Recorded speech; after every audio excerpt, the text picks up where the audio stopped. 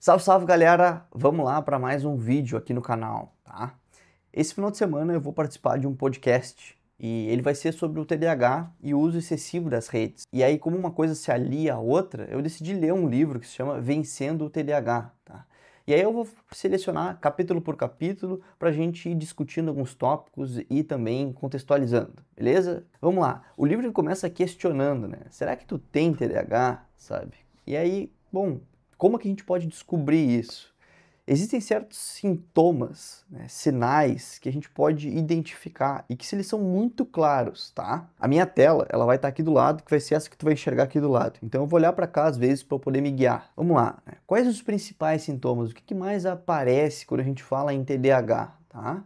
Dificuldade de manter a concentração. Essa aí todo mundo consegue identificar, porque no próprio nome do TDAH já diz transtorno, déficit de atenção e hiperatividade. Uma certa facilidade para se distrair. Ou seja, a gente percebe que tem um problema na atenção. A pessoa tem a dificuldade de se manter engajado nas certas atividades e também tem uma facilidade muito grande em perder a concentração para algo que precisa. A gente pode também falar em impulsividade também. A pessoa não mede de forma adequada as consequências e às vezes até se prejudicando por causa disso.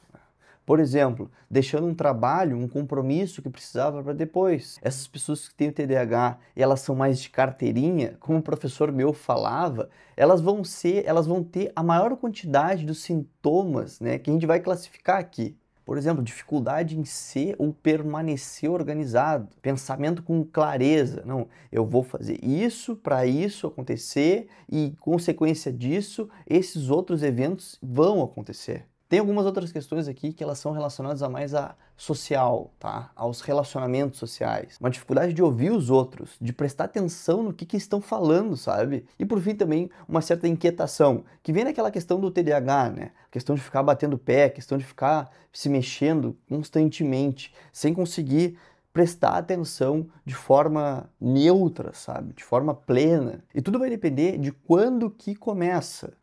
O transtorno do déficit de atenção e hiperatividade, ele é um transtorno do neurodesenvolvimento. O que isso significa? Que ele aparece, né? Os principais sintomas a gente vai conseguir identificar lá na infância.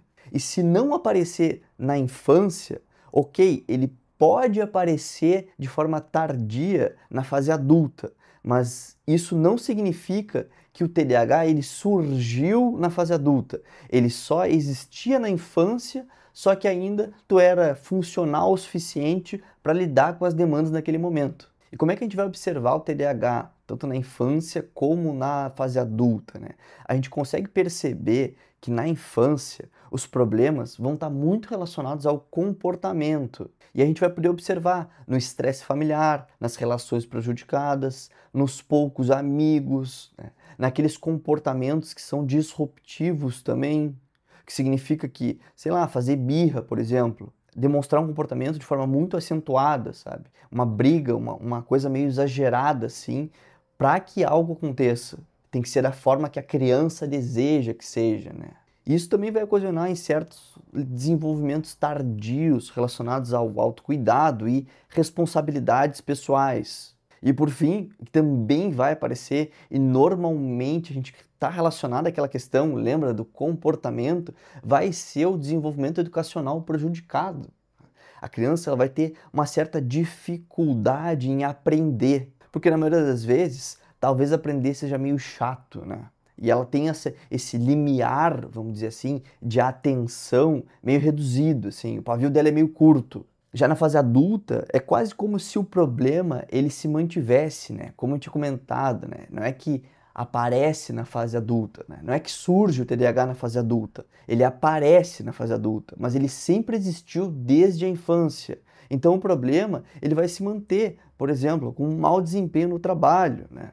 Com mudanças de trabalho frequentes. O indivíduo ele não consegue se manter, às vezes porque acha chato e por achar chato não tem um bom desempenho, e isso baixo desempenho faz com que ele seja demitido, faz com que ele não consiga permanecer no trabalho. Também a gente pode observar uma certa inconsequência relacionada a um comportamento sexual de risco. Como eu tinha comentado, né, aqueles comportamentos disruptivos da infância, eles vão amadurecer e vão se tornar, né, dificuldades no controle da raiva e da própria frustração. E também na insônia. Insônia é com certeza.